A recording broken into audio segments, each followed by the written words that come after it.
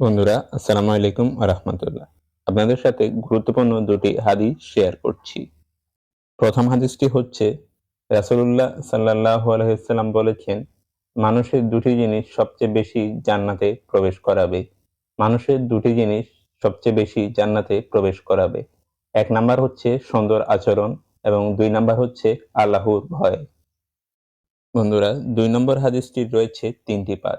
১ম পাঠে বলা হয়েছে রাসূলুল্লাহ সাল্লাল্লাহু আলাইহি ওয়াসাল্লাম তাকে জান্নাতের আঙিনায় একটি সুন্দর ঘরের সুসংবাদ দিচ্ছেন, যে তর্কে লিপ্ত হলে সে জানে যে সেই সঠিক, ইহা জেনেও যে তর্কে লিপ্ত হয় না, তর্ক করে না।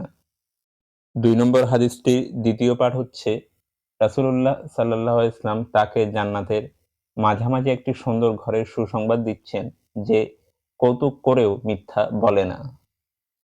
হাদিসটির ৩ নম্বর এবং শেষ পাঠ হচ্ছে রাসূলুল্লাহ সাল্লাল্লাহু আলাইহি ওয়াসাল্লাম ওই ব্যক্তিকে জান্নাতের সর্বোচ্চ স্থানে সুন্দর একটি ঘরের সুসংবাদ দিচ্ছেন, যার আচরণ খুব সুন্দর।